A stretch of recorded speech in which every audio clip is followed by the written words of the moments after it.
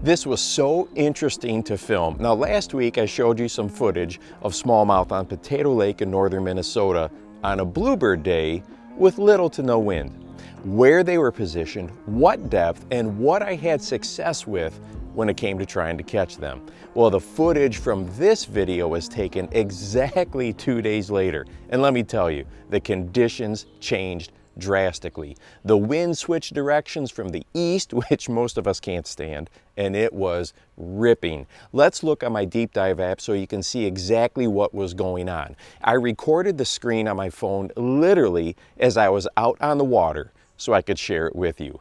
As you can tell, the wind is coming from the east, like I mentioned. And down here, you can see that it is gusting to 20 plus. And I should probably say, instead of gusting, it was sustained at 20 plus. There is a lot of open water. So that wind has what I like to call a running start. Here is the icon that shows where I was sitting. Now, just to the west of me, you can see this shoreline was getting hit the hardest. I normally don't mind the wind, but this was enough and consistent enough, I just about called it a day. But I didn't. I really wanted to drop that camera down there and see what was going on. This was the exact spot where I filmed those smallmouth just 2 days earlier when it was sunny and calm. If you didn't see that video, the vast majority of the fish were hanging and moving quickly through submerged vegetation. The depth was in that approximate 10-foot range. There really weren't many smallmouth deeper than that or shallower, well, not decent-sized fish anyway. Well, what I found today was very different. In fact, different in 3 distinct ways. The first zone I checked with my camera was that 12 to 15 foot range, and it didn't take long, and I found some active fish moving around a lot. These smallmouth were below the vegetation and moving in and out of the rocks at that depth. Now take note how much they were moving. Next, I moved a little shallower and investigated the vegetation that was in that approximate 10-foot range. There were plenty of smallmouth here too, but it didn't take long, and I noticed that the fish hanging out here were much more subdued, or I should say they appeared to be loafing. In fact, there were some that were barely moving at all. These fish had very different mannerisms than those smallmouth that were just a few feet deeper and not in the vegetation. Next, I moved the camera shallow to that 5-foot and shallower part of the water column.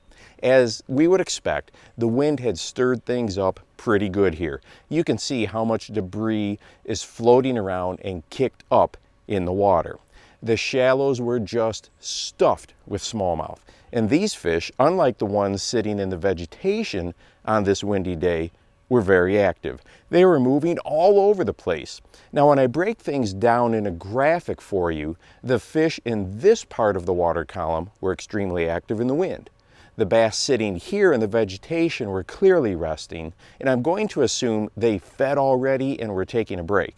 And then the bass down here below the vegetation were also very active. And honestly, that right there in that deeper water surprised me.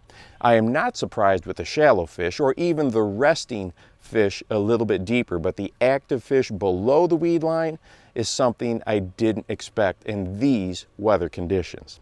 Well, naturally, I chose to go after the active shallow fish, and a suspending jerkbait was just the ticket. This was literally my 4th or 5th cast, and it got smoked. That is so much fun. It is hard for me to put a jerkbait down.